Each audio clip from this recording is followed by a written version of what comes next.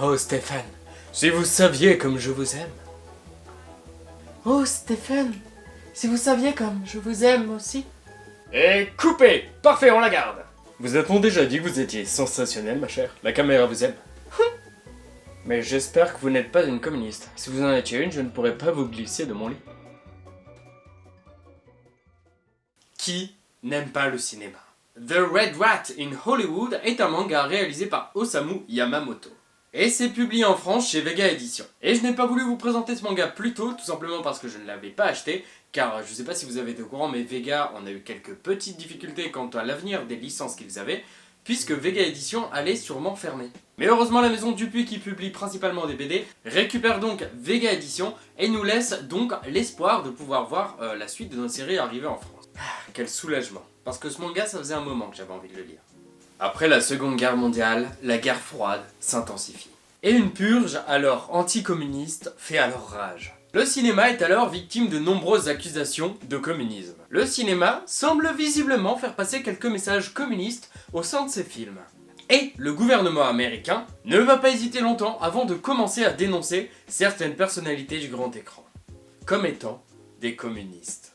Et nous serons alors plongés dans la dure réalité du cinéma, combattant l'impitoyable oppression du pouvoir. Il m'est assez difficile de vous présenter pour ce manga le même genre de vidéo que je fais d'habitude, c'est-à-dire avec tous les protagonistes et les antagonistes, tout simplement parce qu'il y en a un nombre incalculable, et si jamais je devais le faire, en fait je devrais vous présenter approximativement 30 persos de chaque côté, quoi. Ce qui ferait une vidéo approximative d'1 heure.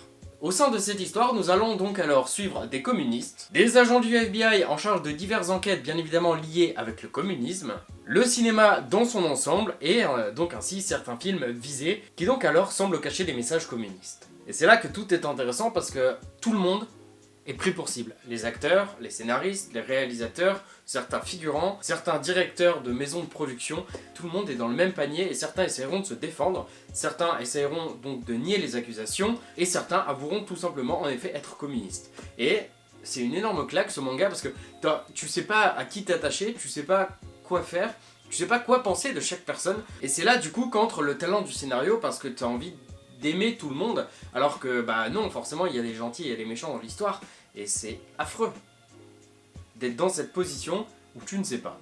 Et donc bien évidemment nous verrons aussi certains côtés sombres du cinéma. Ce manga va donc alors bien évidemment parler avec une facilité déconcertante à tous ceux qui adorent le cinéma, un peu comme moi. Ceux qui aiment aussi les mangas, évidemment ça tombe sous le sens, c'est un manga, mais également à ceux qui aiment l'histoire en général. Car ce manga, outre le fait d'être absolument fou, va vous apprendre énormément de choses sur le cinéma des années 50. Avec un nombre de références cinématographiques hallucinantes, et pour moi ça a été un pur plaisir que de juste les trouver. Et certains, bien évidemment, je ne les connaissais pas. C'est du vieux cinéma, je ne connais pas tout. Et donc c'est un plaisir de découvrir certains films, et ça donne même envie de les voir.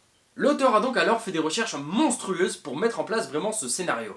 Et si jamais ce manga vous intéresse et que vous avez envie de le lire, vous vous en apercevrez vous-même que déjà l'auteur est un passionné de ce qu'il fait et de cinéma, de manga, de dessin, de scénario. Mais surtout vous pourrez remarquer qu'à la fin de certains tomes, il y a quelques pages dédiées à toutes les références présentes dans le manga qui sont tirées de faits réels. Ah, personne ne pourra le nier, c'est un excellent manga et les recherches sont incroyables.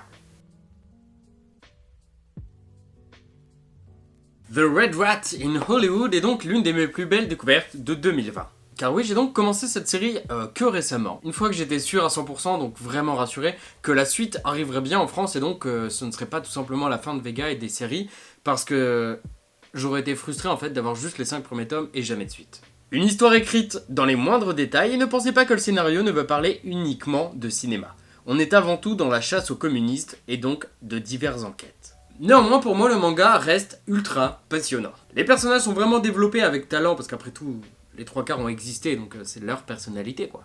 Aucun n'est vraiment laissé à l'abandon, et on ne peut évidemment qu'admirer tout ce travail accompli au niveau du scénario. Mais le dessin aussi est important dans un manga, et graphiquement, vous risquez de reconnaître pas mal de petits visages. Car après tout, comme je l'ai dit, c'est un manga qui est aussi tiré beaucoup de faits réels, et donc des acteurs hollywoodiens que vous avez certainement déjà vus dans les films seront représentés dans le manga, puisqu'ils ont aussi certains une grande importance. Et donc c'est assez amusant d'essayer de retrouver certains acteurs, parce qu'après les réalisateurs, les scénaristes et tout ça, en général on ne les voit pas dans les films, sauf si on a envie de faire des recherches réelles sur eux. Donc certains bien évidemment inconnus. Et d'autres, c'est marrant de les retrouver. Et c'est marrant surtout de les reconnaître, parce qu'après c'est compliqué d'essayer de représenter quelqu'un qui a vécu. Et parfois c'est moins bien réussi. Donc certains, je ne peux pas les reconnaître. Ou alors tout simplement, je ne les ai jamais vus avec cette coiffure ou dans ce style-là. Parce que moi, quand je les ai vus, ils étaient plus vieux dans d'autres films. Donc ça va, hein. Vous non plus, vous n'allez pas tout reconnaître. Donc voilà, quand j'ai retrouvé certains, j'avoue, c'est un peu une fierté personnelle, fierté nulle, parce que je peux m'en vanter auprès de personne, parce que personne ne le lit, dans mon entourage en tout cas, mais fierté quand même. Et donc c'est avec un plaisir non dissimulé que je vous recommande fortement ce manga. Et n'hésitez pas à m'envoyer des petites photos sur Twitter, sur Instagram en DM et tout, quand vous vous procurez des séries dont j'ai parlé, parce que ça me fait toujours énormément plaisir, surtout que j'ai de plus en plus de petits messages sur Insta, ça fait plaisir. J'espère que la vidéo vous aura plu, c'est une première revue manga de 2021, et sur un manga dont j'avais vraiment envie de parler, et un manga qui sort vraiment, on va dire, des sentiers battus, parce qu'un manga sur le cinéma et le communisme, c'est pas la grande joie déjà à la lecture, et j'avais envie de commencer cette année avec des mangas autres qu'un shonen classique et de commencer vraiment avec un truc marquant. Donc j'espère que cette vidéo vous aura plu.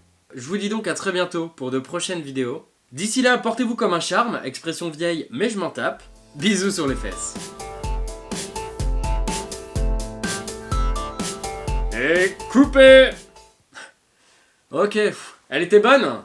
Ouais, parfaite, on la garde. On passe sur le décor de la présentation revue manga suivante. Ah ouais, déjà, c'est peut-être un peu vite. Enfin, il est 4h du matin, c'est peut-être pas le... Ouais, on enchaîne direct, allez. On va te préparer. Mets ton petit tablier, là, prends tes petits accessoires, tes petits pinceaux, tes petits boui-boui, là, qu'on t'a préparé dans ta loge.